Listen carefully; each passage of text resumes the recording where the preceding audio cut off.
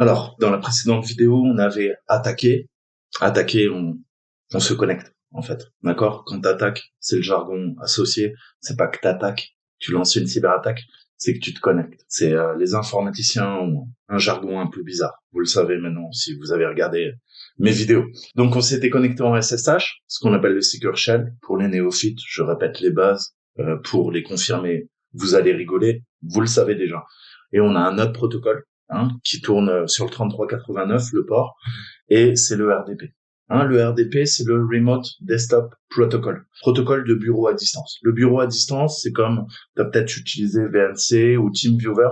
Tu sais que ça permet de contrôler l'ordinateur de ta grand-mère quand elle t'appelle, elle dit fiston, j'arrive plus à retrouver mes icônes, ou mes photos de chat ont disparu. Et là, tu peux téléadministrer l'ordinateur de ta grand-mère et l'aider à distance. C'est pareil. Si le port est ouvert, on peut se connecter, moyennant quoi, encore une fois, un domaine, parfois, un mot de passe, un nom d'utilisateur. Aussi simple que ça. D'accord? Donc, vous vous rappelez, on nous avait généré, alors, je vais régénérer pour être sûr que ça passe. Voilà. Donc, techniquement, j'ai quoi? Là, on n'a pas le domaine, on va pas le préciser, et on va voir tout simplement si ça fonctionne. Donc, on est connecté en tant que David Cook, et on va récupérer, voir les... On continue sur l'énumération, cette fois-ci, on va utiliser le MMC. Alors, le MMC, vous l'utilisez via l'interface graphique. On va voir, c'est la console de gestion Microsoft. D'accord?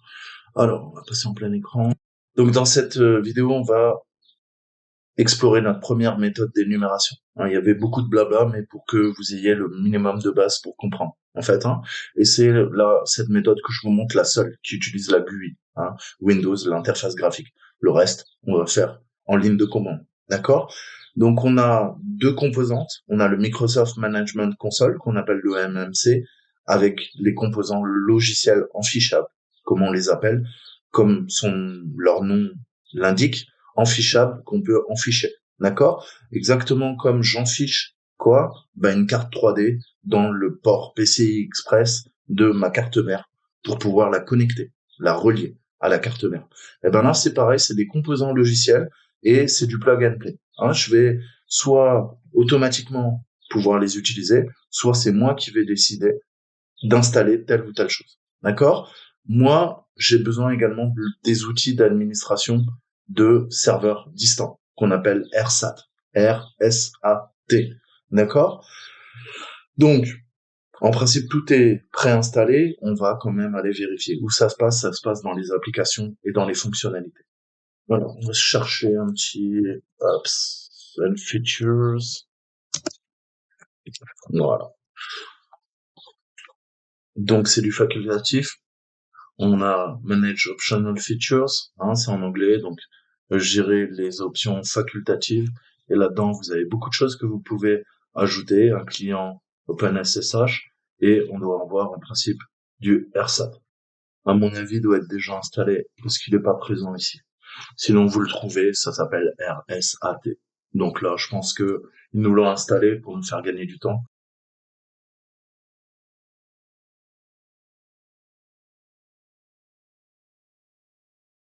Donc on arrive sur la console MMC. Par contre là, je suis quoi? Je suis en local, d'accord? Donc là, j'ai lancé la console de gestion en local. Le problème, c'est quoi? C'est un peu comme Regedit, je peux vous montrer, parce qu'il y a peu de gens qui connaissent en fait. Il faut avoir fait de l'administration. Là, je regarde quoi? Là, je regarde les clés de registre de mon registre sur ma LM. Sur quoi? Sur la local machine pour l'utilisateur courant. J'ai les différentes classes et j'ai les différentes configs. Mais ce que tu peux faire, et les gens ne connaissent pas en fait, c'est quoi? C'est que tu peux te connecter à d'autres objets. Je t'ai dit quoi? En Active Directory, tout est objet. D'accord? Donc je peux rentrer quoi? Je peux techniquement rentrer l'adresse IP d'un autre ordinateur pour pouvoir le gérer à distance. D'accord? C'est un peu cette logique qu'on va suivre avec la console root. D'accord? Plutôt que l'utiliser sur notre ordinateur, puisqu'il n'est pas joint au domaine, et que notre compte local ne peut pas être utilisé pour s'authentifier auprès du domaine, il va falloir qu'on utilise la technique qu'on a vue, le fameux run as. D'accord? Je te montre pourquoi ça peut pas marcher. Donc, est-ce qu'on peut feinter? Est-ce que je peux lancer en tant qu'admin? J'ai les droits admin, visiblement. Ok. Donc maintenant, je vais faire un run as, net only, net only, c'est arrivé. Notre user, on a dit quoi? Moi, je m'appelle quoi? David.cook. Et je veux quoi? MMC. Exe. Donc là, je peux faire maintenant un sniping. Ah, et là, j'accepte. Quelle est la différence? Add, remove. Ok. Donc là, on va s'amuser à installer maintenant. Ce qu'on a vu, on va installer le R7. D'accord? Il a visiblement été préinstallé. Maintenant, il faut quand même qu'on le pousse. D'accord? Donc, je lui dis add ou remove un snapping. Le snapping, bah, c'est ce qu'on va faire. On va ajouter quoi? Eh ben, il nous faut ce qu'il faut au niveau de l'Active Directory. On va se prendre Domain and Trust. On va se prendre hop, Site and Services et User and Computer. Donc là, on vient de l'ajouter, vous voyez, dans la console root. Le problème, c'est que c'est vide, hein, il n'y a rien. Je vous ai parlé du principe de Domain Trust et de forêt dans mes précédentes vidéos. Là, il faut qu'on configure le bordel, d'accord? Donc nous, on va travailler sur des domaines et sur des trusts, hein, des domaines de confiance, si vous voulez. Là, je fais quoi? Je vais lui dire changer de forêt et je vais lui dire, écoute, maintenant, on va aller sur tryhacme.com. Ok. Donc ça, c'est configuré. Maintenant, la même chose.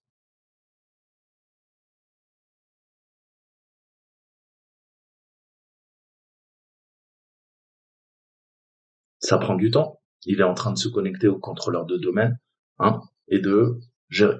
Donc ça prend un certain temps. Vous le laissez tourner. On est en train de synchroniser. Typiquement, notre console de gestion avec le contrôleur de domaine. Du coup, on va accéder à quoi? Au domaine trust. On va accéder aux sites et aux services, aux utilisateurs et aux ordinateurs. Tout ça, ce sont des objets qui sont présents dans les arbres qui composent la forêt, qui sont rattachés au contrôleur de données. D'accord? Vous devez vraiment comprendre l'architecture Active Directory. Sinon, vous allez galérer. Donc, on a fait ça. Maintenant, on peut aller dans Vue et on va lui demander avancer. Voilà. D'accord. View, on va passer en Advanced. Et à partir de là, vous voyez qu'on commence à énumérer. Là, je suis dans quoi? Les ordinateurs et dans les utilisateurs. Alors, qu'est-ce qu'on voit? Ben, on voit qu'on a une structure, en fait, hein. Tout est arborescence. Et dans l'arborescence, on a quoi? Ben, je peux développer les différents groupes, hein. Je vois que dans admin, il y a quoi? Il y a T0, il y a T1, T2, T3. D'accord? Pour l'instant, il n'y a pas l'air, ah, si. Voilà. Dans T0, on a Tinus Green. Dans T1, s'il veut bien me le charger, on a tous ces utilisateurs. Dans T2, on a tous ces utilisateurs. D'accord? Moi, typiquement, je suis quoi? Je suis un utilisateur. Je dois être quelque part. Hein? On doit avoir notre David Cook qui est quelque part. Là, je lui demande dans l'entire directory et je vais lui dire, ouais, user. Ça y est, je me suis trouvé. Ça, c'est moi. D'accord? À partir de là, je suis un objet. Pourquoi? Parce qu'en Active Directory, tout est objet. Je suis un utilisateur, mais un utilisateur comme un contact, comme un groupe, comme un ordinateur, comme une imprimante, comme un serveur, comme un poste client, d'accord? Est un objet. Et cet objet, il a des propriétés. Tu vois que j'ai des propriétés. David Cook, il a quoi comme propriété? Il a first name, last name, donc prénom, nom, nom d'affichage, description, l'office, le bureau dans lequel il travaille, numéro de téléphone, email, page web, etc., etc. Donc, au sein de l'Active Directory, vous voyez que pour chaque salarié de l'entreprise, on va pouvoir travailler sur son compte, lui donner des informations, et ça va permettre d'avoir une sorte de fiche opérationnelle qu'on va pouvoir utiliser, que les applications, que les services vont pouvoir utiliser, que les autres personnes, s'ils ont les droits, vont pouvoir visionner et récupérer des informations On va avoir la réplication des passwords, on va avoir en fonction du domaine, sur quel domaine il est, est-ce qu'il a le droit de se connecter à distance à d'autres machines, quelles sont ses sessions, etc., etc. Donc tout ce qui est configuration et quels sont ses droits, surtout qu'est-ce qu'il peut faire, qu'est-ce qu'il peut pas faire, voilà, s'il a des certificats associés et il est membre de quoi. Moi je suis domain user et je suis internet access. D'accord, ok, je comprends un peu mieux. Au niveau du profil, qu'est-ce qu'on a? Account, adresse. Vous voyez qu'on a beaucoup de groupes. On a système, on a self, creator owner, everyone, et chaque groupe a, vous le voyez, ça évolue, a des permissions ou, à l'inverse, à quoi? À des interdictions, du deny, d'accord? Donc, soit t'es autorisé, à quoi? On a beaucoup de choses. On a du full contrôle total. On a de la lecture, on a de l'écriture, créer tous les objets enfants, supprimer tous les objets enfants. Donc ce principe de parenté, un parent a des objets enfants, un ou plusieurs objets enfants. Les enfants, les objets enfants, dépendent du parent. Ils ne peuvent pas exister sans le parent. D'accord? Vous avez des parents. Vous êtes né parce que vous avez un parent, deux parents, et voilà, qui ont fait crac-crac, et ça a donné des enfants. D'accord? Donc c'est pareil. Tu comprends bien que tu peux avoir un ou plusieurs enfants, mais ils sont toujours rattachés aux parents, parce que le parent est unique. D'accord? euh, donc ce lien de filiation, il se fait que dans un sens. D'accord? Toi, tu n'as que deux parents. Tu as un papa, une maman, ou autre, mais t'en as pas plusieurs. T'en as pas trois, t'en as pas quatre, t'en as pas cinq, t'en as pas six. D'accord? Tu vois ce que je veux dire. Après, dans la vie, c'est plus compliqué que ça. Mais voilà, les parents peuvent exister sans les enfants, c'est ce que tu dois retenir, et les enfants ne peuvent jamais exister sans leurs parents. C'est ce principe d'affiliation que vous retrouverez en informatique. Donc pareil, est-ce que tu es autorisé à t'authentifier, à changer de password et tout ça. Donc vous comprenez bien que nous, hackers, en fonction de la granularité de ces droits, on va chercher les failles dans le système pour faire une privesque, une escalade de privilèges. D'accord? Donc les utilisateurs et les ordinateurs, vous voyez la structure inhérente de l'Active Directory. Tout est Active Directory. Vous voyez qu'on a des built-in, on a des computers, on a tout. Tout est objet, donc je peux aller chercher n'importe quoi. Tout est objet. Donc je vais chercher. Il y a des groupes, il y a des people, il y a des programmes data, il y a des serveurs. Pourquoi? Tout est objet. D'accord? Arborescence, principe de filiation et forêt, Active Directory. Donc techniquement, ce que vous avez sous les yeux, vous voyez que c'est lié à un domaine. Tout est domaine. On a différents domaines qui sont rattachés à des contrôleurs de domaine. Ça, je vous l'avais déjà expliqué, mais maintenant vous l'avez sous les yeux. C'est ce qu'on appelle une unité organisationnelle, une UO. D'accord? Ça, c'est vraiment important pour mieux comprendre en fait. L'Organizational Unit, comme disent les Américains. Alors, UO en français, mais en anglais, c'est inversé. C'est une OU. D'accord? Donc, techniquement, on voit qu'on a le composant logiciel en fichable. J'en ai ajouté 3. Ça concerne l'Active Directory. Le premier, c'était Active Directory Domain and Trust. Le deuxième composant en fichable logiciel, c'était Site et Service. Et le troisième, que vous avez sous les yeux, c'est l'Active Directory User et Computer. D'accord? Donc, on a la structure initiale, une arborescence, avec plein de sous-arborescences, et là-dedans, je stocke des unités qui sont objets au sein de l'Active Directory. Si on regarde un petit peu, donc je vous ai montré les gens, on a aussi quoi? On a People. Dans People, je vois que les utilisateurs sont divisés en fonction des unités d'organisation du département, d'accord? De l'entreprise. En fait, si je clique sur une des unités d'organisation, j'ai tout simplement les utilisateurs appartenant au service qui vont s'afficher. Je veux quoi? Je veux connaître les gens qui travaillent aux ressources humaines? Ben voilà. D'accord? Là, j'ai toutes les personnes qui travaillent dans les ressources humaines. Je veux connaître les gens qui sont dans la finance? J'ai toutes les personnes qui sont dans la finance. Donc, vous voyez comment ça permet, en fait, l'Active Directory, c'est via le MMC, C'est ce principe de console racine qui va récupérer toutes les informations en fonction de comment elle a été configurée et ça va nous permettre de gérer les droits à l'échelle de l'entreprise. D'accord? Gérer des milliers d'ordinateurs, des milliers de serveurs, gérer des milliers de personnes avec chacun leurs droits. D'accord? Si tu es dans la finance, tu travailles dans la finance. Tu ne peux pas aller consulter les partages réseau des ressources humaines. D'accord? Sinon, ça veut dire que tu peux connaître combien je touche à la fin du mois. Tu vas regarder ma fiche de paie.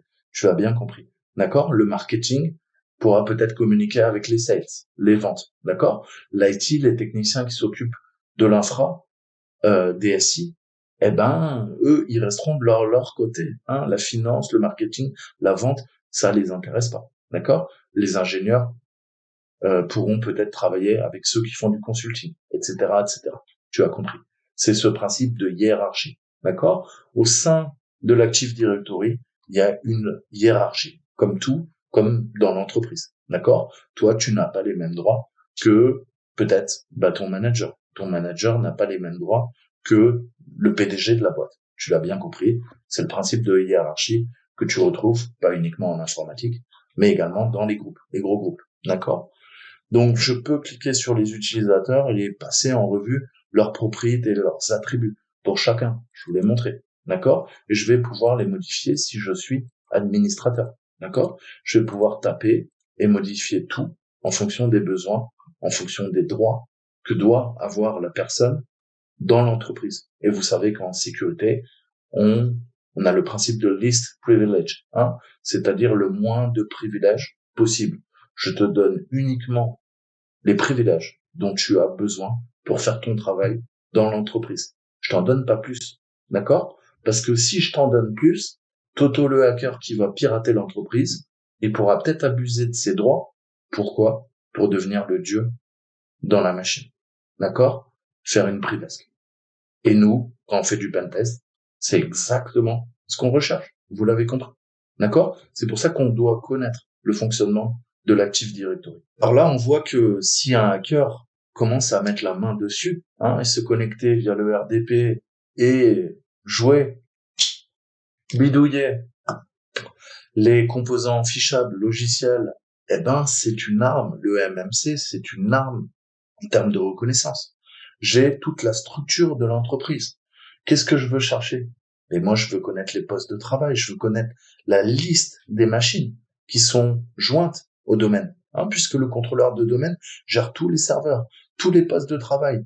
Je veux tout connaître. Comment je peux chercher? Vous l'avez sous les yeux. Vous avez deux choses. Vous avez les stations de travail qu'on appelle workstation, qui sont ici, et vous avez les serveurs. D'accord? Et là, qu'est-ce qu'on voit? Si on reprend la structure que je vous mets sous les yeux, on voit qu'on a la workstation, c'est notre serveur de rebond, ok? Le THM Jump 1, et à partir de ce serveur, je vais pouvoir rebondir sur un autre serveur et rebondir sur un autre serveur. C'est ce principe de pivot en informatique. D'accord? Ça paraît fou. Je sais, quand tu débutes en informatique et tu comprends pas, mais tu peux te connecter à un bureau à distance, d'accord, qui est à Los Angeles. Et à partir de ce serveur, tu vas pouvoir te connecter en bureau à distance à un autre serveur qui est en Chine. À partir de ce deuxième serveur en Chine, tu vas pouvoir te connecter à un autre serveur qui est en Russie et ainsi de suite. D'accord? À chaque fois, tu multiplies les sauts et à chaque fois, tu masques, entre guillemets, ton identité. Hein? Alors, ça peut être bien lors d'une cyberattaque, mais dans l'entreprise, si tu utilises tes comptes, tu vas pas usurper les comptes de tes collègues, à moins que tu fasses du hacking. Donc, c'est assez réglementé. Tu ne pourras pas faire n'importe quoi. Mais tu peux tout à fait de quoi te servir de ce qu'on appelle une machine de rebond, d'une machine de pivot. Et quand j'ai débuté en informatique, ce concept me paraissait abscon. Je comprenais pas que tu pouvais prendre le contrôle d'une machine à l'autre bout du monde pour pouvoir en contrôler plein d'autres ou une autre et te connecter grâce à cette machine à une autre machine. Mais tu peux pas le faire de ta machine. Donc tu passes par cette machine. C'est ce qu'on appelle un serveur de rebond, un serveur de pivot. D'accord? Alors, le truc, c'est que si on dispose des autorisations appropriées, on va pouvoir utiliser AMMC pour apporter directement des modifications à l'Active Directory. Je peux quoi? Je peux changer le mot de passe de l'utilisateur. Je peux ajouter un compte à un groupe spécifique. Est-ce que moi, je pourrais pas me passer quoi? Administrateur du contrôleur de domaine? Là, ça devient un petit peu sensible, non? Qu'est-ce que je vois? Contrôleur de domaine. Oh, j'ai les droits. Pourquoi? Pour m'ajouter. Ça veut dire qu'il y a des gens qui font partie et je pourrais éventuellement quoi? Commencer à naviguer et modifier les personnes qui font partie. Hein? Ça serait fou, ça. Hein? Qu'est-ce que va faire Toto le hacker? Il a usurpé l'identité de David Cook. Qu'est-ce qu'il va faire? Il va dire, vas-y, ajoute David Cook. Ouais, c'est bien moi, David Cook. Et David Cook, maintenant, il est quoi? Il est contrôleur, il est administrateur, pardon, du contrôleur de domaine. Il contrôle tous les ordinateurs, tous les services, toutes les imprimantes, tous les serveurs, tous les postes clients, toutes les stations de travail. Il a accès à tous les partages. Il peut modifier sa fiche de paie. Il peut se rajouter 10 000 euros à la fin du mois. T'imagines le délire? Ah, ça bloque. Pas de chance. Hein, il va falloir trouver autre chose. Le David Cook, il me trouve pas. Il doit y avoir. Pourtant, c'est bien ça, je crois. David Cook. J'ai pas halluciné. Ouais. Dommage, il ne trouve pas. Hein. Alors, c'est peut-être une question d'objet. Hein. Dans les groupes. Alors, je fais pas partie du groupe. Il va falloir m'ajouter au groupe. D'accord? Mais vous voyez la logique. D'accord? On va pouvoir à la fois énumérer, faire de la reconnaissance et modifier en profondeur toute l'organisation, tous les réglages des machines, des personnes au sein de l'Active Directory qui sont rattachés au domaine qui est rattaché au contrôleur de domaine. D'accord? On a souvent dans les grosses entreprises, je vous le dis toujours, plein de contrôleurs de domaine et on a plein de domaines différents. D'accord? On segmente, on compartimente.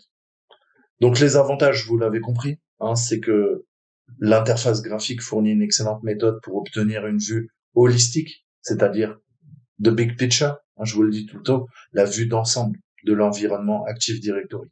On peut faire des recherches rapides de différents objets, hein, donc ça c'est extrêmement utile pour un hacker, et ça fournit une méthode directe pour afficher des mises à jour spécifiques sur les objets de l'AD. D'accord? Et si on dispose de privilèges suffisants, on va pouvoir directement mettre à jour les objets Active Directory existants ou même quoi, en ajouter de nouveaux.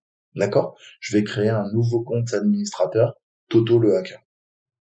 Alors, inconvénient. L'interface graphique nécessite l'accès à RDP. D'accord? Bureau à distance à la machine. D'accord? Sur laquelle elle est exécutée. Si tu n'arrives pas à attaquer le RDP, tu trouves pas le bon couple, quoi. Nom de domaine, utilisateur, mot de passe, c'est mort. Si le port RDP n'est pas fonctionnel, le 3389, tu ne peux pas te connecter. Et bien que la recherche d'un objet soit rapide, la collecte de propriétés ou d'attributs à l'échelle de l'Active Directory ne peut pas être effectuée. En fait, c'est une vision qui est pas mal, mais nous, on a besoin de récupérer bien plus d'informations pour pivoter sur le réseau quand on attaque une entreprise lors d'un pentest. D'accord? Si on réfléchit un peu, que vous pigiez bien, imaginons qu'on nous demande combien il y a d'objets computers qui font partie de l'unité d'organisation serveur. Ok, je vais aller dans serveur. J'ai quoi? J'ai Unix, j'ai THM, l'unité d'organisation serveur. Ah. Et là, j'ai quoi? Regardez l'icône. J'ai 2 ordinateurs. J'ai le serveur 2IS, c'est le serveur web Microsoft, et j'ai THM DT, c'est l'autre machine que vous avez sous les yeux. Donc j'ai quoi? 2 machines. D'accord? Très simple, hein, comme réponse. Vous voyez comment on peut trouver l'information. Ok. Ensuite, on nous dit combien il y a d'objets ordinateurs qui font partie, cette fois-ci pas de serveur, mais de station de travail, de workstation. Alors, je vais là-dedans. Il y a combien? Il y a un ordinateur. D'accord? Vous voyez tout de suite. Il y a le nom et il y a le petit icône. Là, j'en ai qu'un dans la liste. Hein. Il y a que THM Jump 1. Ensuite, on nous demande, par exemple, combien il y a de départements, d'unités organisationnelles et en quoi l'organisation consiste. Eh ben, c'est ce qu'on a vu. Je fais quoi? Computer? Non, ça m'intéresse pas. People? C'est pas mal. Et là, je vois qu'il y a quoi? 1, 2, 3, 4, 5, 6, 7. On est d'accord? Ensuite, combien il y a de niveaux d'administrateur? D'accord? Je t'ai dit que j'avais vulgarisé au maximum. On a quoi? On a des administrateurs locaux et on a des administrateurs de comptes de domaine. D'accord? Là, on voit qu'on a 3 tiers, hein, 3 niveaux. Un tiers en anglais, c'est un niveau. D'accord? Donc, j'ai T0, T1, T2, T3. D'accord? Donc, j'ai 3 tiers. Ensuite, on nous dit, vas-y, va récupérer la valeur. Il y a un drapeau, pardon, excusez-moi, qui est stocké dans la description d'attribut du compte Tinus Green. Ok. Tinus Green, on l'a vu. Il vient de passer. Il est en T0. Qu'est-ce que je fais? Je vais récupérer les propriétés de l'objet Tinus Green, qui est un utilisateur. Je vois le petit pictogramme qui est dans le tier 0, qui fait partie des admins, d'accord, au sein du domaine za.tryacme.com. Dans quoi? Dans la forêt rattachée au contrôleur de domaine. D'accord? Comment je récupère ça? Ben, je clique. Je clique et là, je vois que dans la description, je récupère le flag. D'accord? Donc c'est très simple, mais c'est pour vous montrer comment vous pouvez aller rechercher l'information. D'accord? Je vous dis toujours, vous devez apprendre à acquérir la data, à rechercher l'information. D'accord? On te montre une fois, après c'est à toi de faire le boulot. D'accord? Et au début, si tu connais pas l'Active Directory, si t'as jamais travaillé dans un environnement AD dans une entreprise, bah tu risques pas de connaître. D'accord? Donc c'est pour ça qu'on fait plein de CTR. Tu l'as compris. Donc ça, c'était le MMC. Hein. Il y a beaucoup, beaucoup de choses. Hein. Je ne peux pas vous expliquer le fonctionnement de MMC. On pourrait écrire un bouquin de 50 pages sur le MMC. D'accord? Donc c'est à vous, après, d'aller chercher l'information. Hein. Comment je fais? Bah, moi, je sais pas. Je demande à Google. Ok? Tutoriel. Oui, apprends à taper.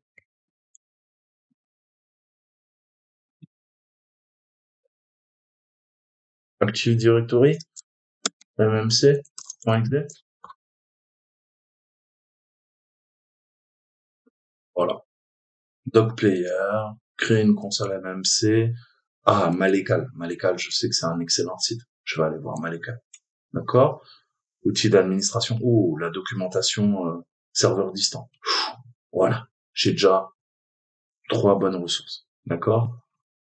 Je vais pouvoir récupérer le PDF, le Word. Bon, ça a l'air de partir en couille. Non, il charge. Voilà. Je viens de trouver des informations. D'accord? Donc, n'ayez pas peur d'aller chercher des informations. D'accord? Vous allez passer un après-midi à faire de l'OSINT, à récupérer toute la data qui vous permet quoi? De mieux comprendre ce que vous faites. D'accord? Sinon, vous faites les choses de façon mécanique. D'accord? Vous ne comprenez pas ce que vous faites. Mais c'est pas ça qu'on vous demande. On vous demande tout l'inverse. On vous demande de comprendre comment ça fonctionne. Et quand vous aurez enfin compris comment ça fonctionne, quelle technique on utilise, eh ben, vous pourrez hacker. D'accord? Mais tu peux pas mettre la charrue avant les bœufs. D'accord? Alors, mettez-vous le site de Malekal. C'est un très très bon site. Alors, franchement, vous pouvez y aller. Et comme toujours, je te dis quoi? Tu veux apprendre à hacker Windows? Bah, apprends à lire la documentation Windows. D'accord? Alors c'est chiant. Personne n'aime ça. Mais si tu le fais pas, tu pourras jamais comprendre comment ça fonctionne. D'accord? Tu auras qu'une vision superficielle. D'accord? Qui sera pas objective. Donc vous avez compris le bail, je pense. Hein. Maintenant on va passer à la deuxième partie de la vidéo, c'est l'énumération avec la ligne de commande. Je te dis que la ligne de commande, c'est quand même un petit peu plus sale, mais c'est beaucoup plus rapide en fait. Hein. Parce à un moment, tu vas arrêter d'utiliser ta souris, tu veux faire une recherche sur l'AD rapide et sale. D'accord? L'invité de commande, on va faire du quick and dirty, hein, comme disent les Américains. L'invité de commande, bah, c'est ce bon vieux CMD. D'accord? Il est robuste, fiable, ça fonctionne tout le temps. Et peut-être que tu n'auras pas accès au RDP, comme je te le disais. D'accord? Peut-être que les défenseurs surveillent l'utilisation de PowerShell et que on devra effectuer notre énumération AD euh, via un RAT, peut-être. D'accord? Donc, le RAT, c'est le Remote Access Trial. D'accord? Donc, ça peut être cool de retenir ces commandes simples, en fait, hein, qui vont nous permettre d'accéder à des informations vitales sur ce qu'on recherche au sein de l'Active Directory. Donc, si vous avez fait un peu d'administration, vous devez la connaître. Qu'est-ce qui se passe? C'est notre bonne vieille commande net. Alors, on va sortir de là, on va faire un peu de place. Donc, on a net. Net, il fait beaucoup de choses. Hein, tu peux t'en servir sur ta machine. Qu'est-ce que tu peux faire? Le plus connu, vous savez qu'on utilise tout le temps, c'est NetUser pour connaître les utilisateurs. D'accord? Ce que je peux faire, net statistique. Hein? Ça, on s'en sert souvent. Quoi? Pour avoir un peu de métrique. D'accord? Net statistique, quoi? Il te le dit. Rajoute workstation, station de travail. Donc là, en local, qu'est-ce que je lui demande?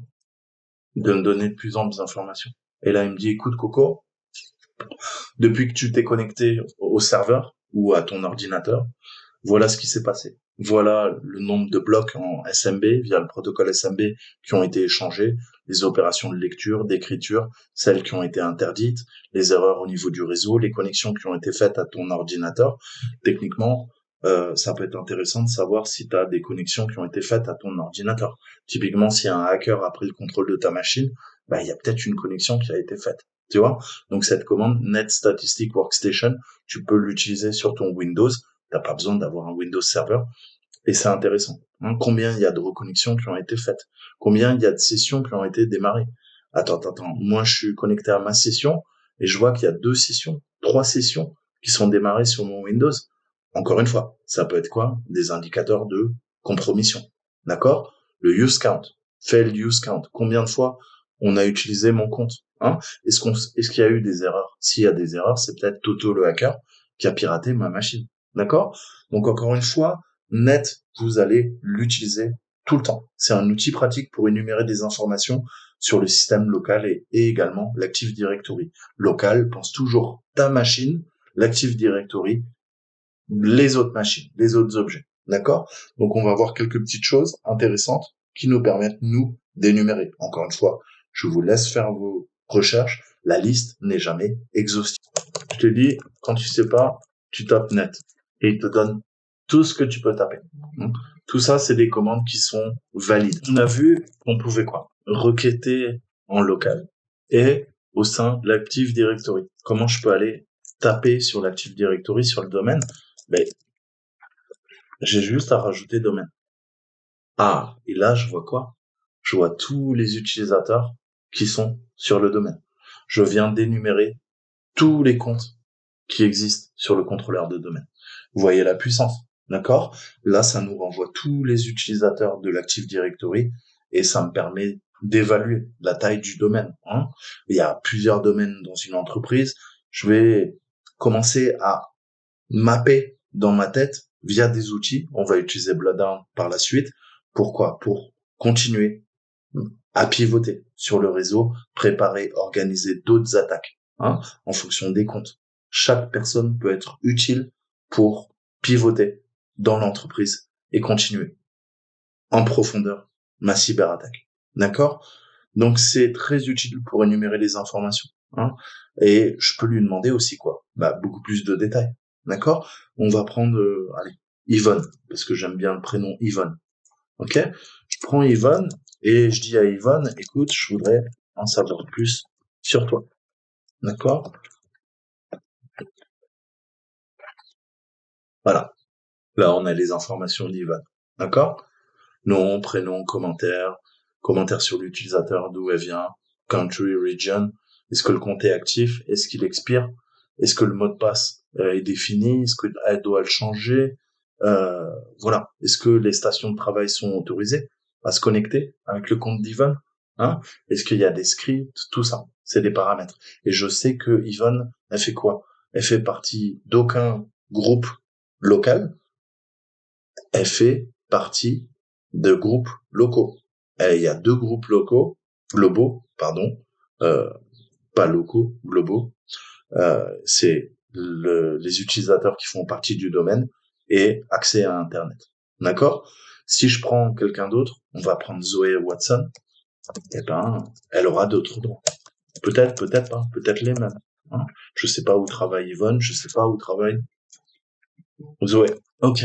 Là, c'est Zoé Watson. D'accord? Elle fait également partie de l'utilisateur du user domain. D'accord? Donc, là, on va pas tous les passer un par un. Qu'est-ce que je vais cibler? Moi, je veux cibler quelqu'un qui a, par exemple, quoi? Administrateur. Administrateur du domaine. Pas utilisateur. Administrateur. Et si j'arrive à attaquer ce compte, je vais pouvoir quoi? Grimper dans les arbres de la forêt pour attaquer tout en haut le contrôleur de domaine, hein, qui asservit tous les autres objets qui sont organisés dans cette unité organisationnelle qu'on appelle l'Active Directory. D'accord? Tu l'as bien compris. Encore une fois, là, on a un petit nombre de groupes AD. Hein, vous voyez qu'il y en a que 2. Alors, vous pouvez en avoir beaucoup plus. Vous pouvez avoir une dizaine de groupes en local. Vous pouvez avoir une dizaine de groupes en global. Donc, à partir de 10, retenez ça, la commande, elle sert plus à rien, en fait. Parce que elle pourra pas tout vous répertorier. Parce que l'utilisateur fait partie de plein de groupes, plus de 10 groupes. D'accord? Donc ça, pensez-y. La liste ne sera pas exhaustive si l'utilisateur fait partie de plus de 10 groupes locaux ou de plus de 10 groupes globaux. D'accord? C'est le principe de membership. Ensuite, on peut regarder des groupes, hein, puisque là, on a quoi? Eh ben, on a 2 groupes. J'ai domain user, j'ai internet access. Qu'est-ce que je peux faire? Ben, je peux déjà les lister, hein, savoir, ok, là, j'en ai 2, mais il y en a combien, en fait, au sein de l'Active Directory? Je mets quoi? Domaine, tout bêtement. Mais là, j'ai pas fait quoi? J'ai pas fait un net user, j'ai fait un net groupe. D'accord? Et là, il me dit, écoute, Coco, tiens, tu m'as posé la question. Pour ton nom de domaine, voilà, le nombre de groupes. D'accord? Et on retrouve notre tier 0 admin, notre tier 1 admin, tier 2, d'accord? Le schema admin, le serveur admin, les key admins, hein? Et je vous ai dit, il y a 2 administrateurs. En fait, vous voyez qu'il y en a toujours plus, hein? Les administrateurs, il y en a plein, en vérité. D'accord? Mais les plus puissants, c'est les admins du contrôleur de domaine et les enterprise. Dès que vous voyez enterprise et les domain admin, c'est pop it up, hein, c'est le top du panier. Hein. C'est typiquement ces profils qu'on va venir attaquer. Pourquoi? Parce qu'ils ont des droits qui pour nous sont du pain béni. Hein. Si j'arrive à attaquer quoi? Les admin enterprise et surtout les admins du domaine, là, je contrôle tout. Tout, les gens, les ordinateurs, je contrôle l'entreprise. En tout cas, toute la partie de l'entreprise, des départements, des divisions qui sont rattachés à ce contrôleur de domaine. Si je veux attaquer un autre contrôleur de domaine, là, il va falloir attaquer l'autre contrôleur de domaine. Donc, encore une fois, on va cibler tel ou tel contrôleur de domaine parce que certains sont plus juicy, cheesy, comme disent les Américains, plus croustillant, plus fun, beaucoup plus intéressant, hein, parce que le but c'est de naviguer dans cette nébuleuse. Et vous allez comprendre par la suite pourquoi Blooddown est l'arme de choix. Pourquoi? Pour trouver en fait le pass. Le pass, c'est quoi? C'est le chemin le plus court qui va me permettre d'attaquer le contrôleur de domaine. Des fois, je vais devoir faire 3 sauts. Des fois, je vais devoir faire 10 sauts. Des fois, je vais faire 2 sauts. Bloodhound, vous allez voir par la suite, va nous dire, écoute, il faut que tu attaques les comptes qui sont dans serveur admins et à partir des droits que j'ai analysés, le logiciel est juste incroyable. Il va dire, c'est bon, tu pourras attaquer directement les administrateurs du contrôleur de domaine. Si on n'avait pas cet outil, on devrait faire la reco à la main et attaquer tout les utilisateurs un par un pour comprendre quels sont leurs droits et ce qu'on peut faire. Et ce qui nous permet de pivoter latéralement et ce qui nous permet de pivoter verticalement, à savoir faire notre privesque. D'accord? Donc ces informations peuvent nous aider à trouver des groupes spécifiques à cibler pour l'exécution de nos objectifs. Une cyberattaque a toujours des objectifs. On pourrait également énumérer en plus ample détail l'appartenance à un groupe en spécifiant le groupe de la même commande. Hein, là, je vous ai dit, on avait quoi tout à l'heure? On avait Domain User, Internet Access. Allez, moi je veux Internet Access. Je veux en connaître un peu plus. Qu'est-ce que je peux lui dire? Qu'est-ce qu'on a fait? Un Net Group Domain? Oui, mais je peux lui mettre entre double côte. Pourquoi entre double côte? Parce qu'il y a un espace, d'accord? Et sinon, bah, ça marche pas. Et là, j'arrive à lister quoi? Tous les gens qui font partie d'Internet Access, d'accord? Sinon, voilà. J'ai tous les utilisateurs du domaine, d'accord? Je veux maintenant les domaines admin.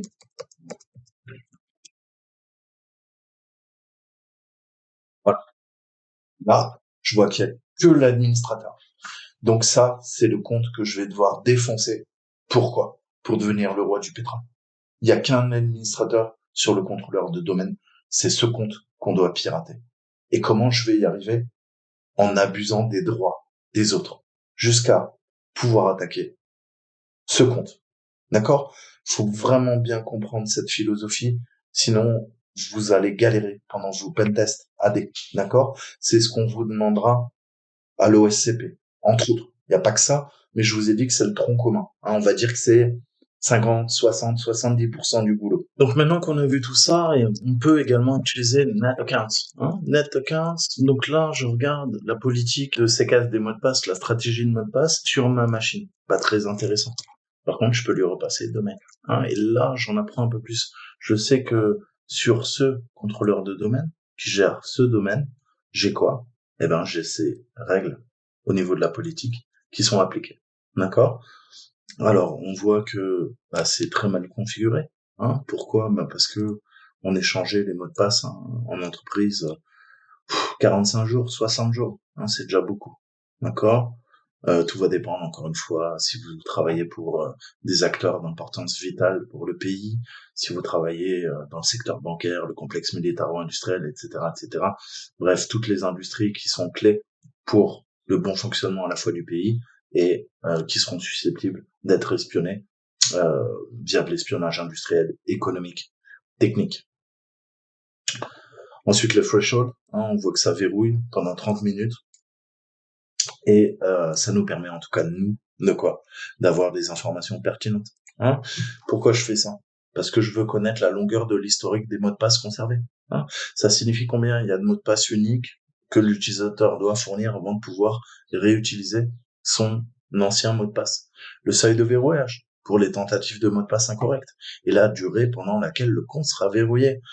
J'ai la longueur minimale du mot de passe. J'ai l'âge maximum que les mots de passe sont autorisés à atteindre.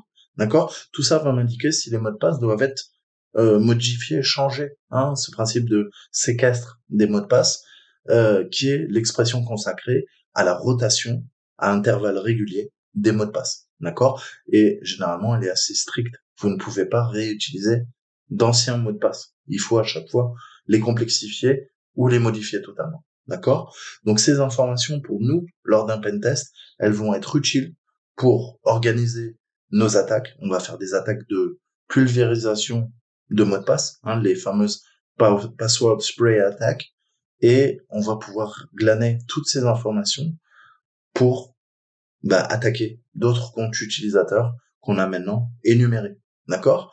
Donc cela peut nous aider à mieux deviner quel mot de passe unique on devrait utiliser dans l'attaque. Ça va permettre de générer nos dictionnaires en conséquence. On s'adapte à la cible.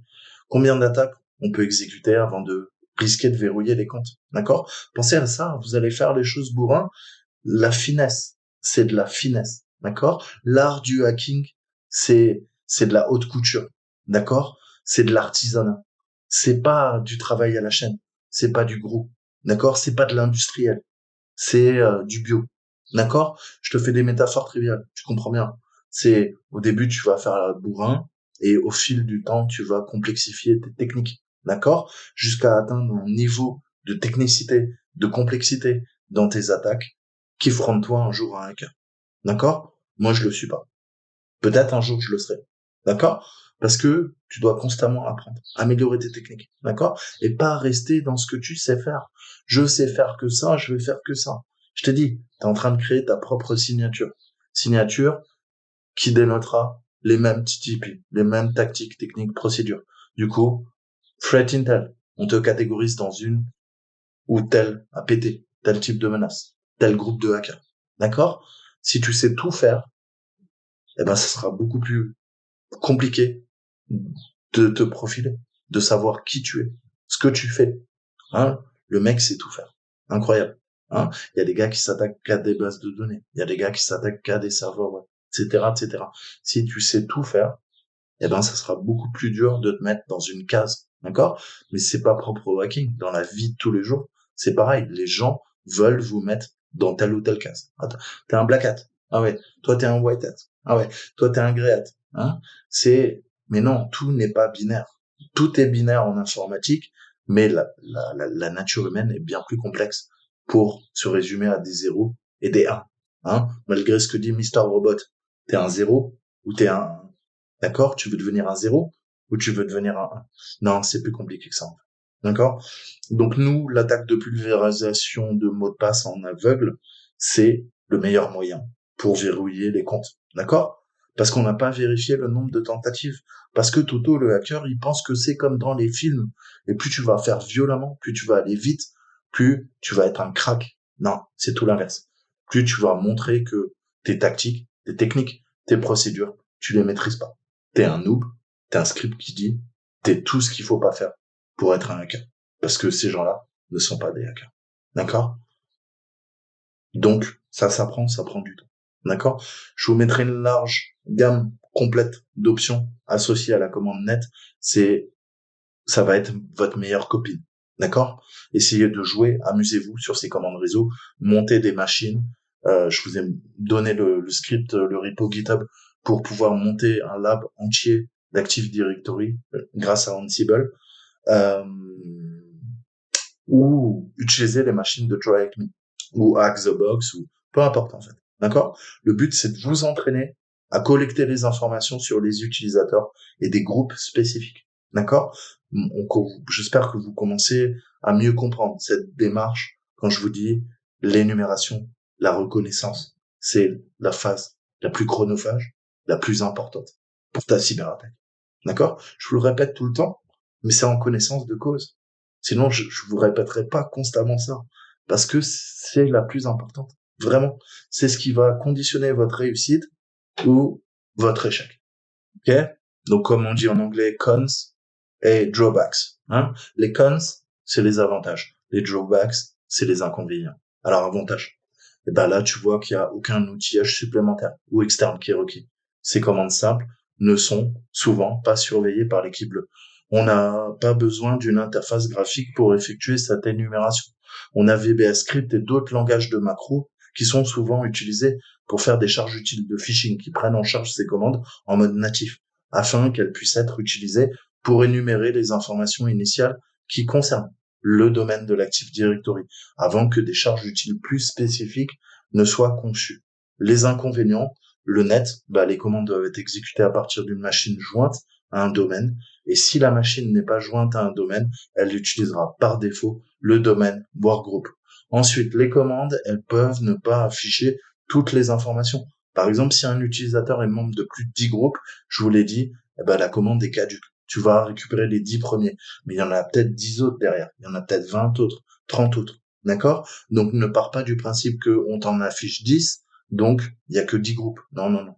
Là, tu auras un raisonnement, encore une fois, qui est biaisé. Maintenant que vous avez toutes les commandes, on va se faire un petit exercice, on va répondre à quelques questions, que vous compreniez bien la logique. On me demande, en dehors du groupe utilisateur du domaine, quel autre groupe le compte Aaron Harris est-il membre? Ok, donc on va partir, on va faire un peu de reconnaissance. Net user.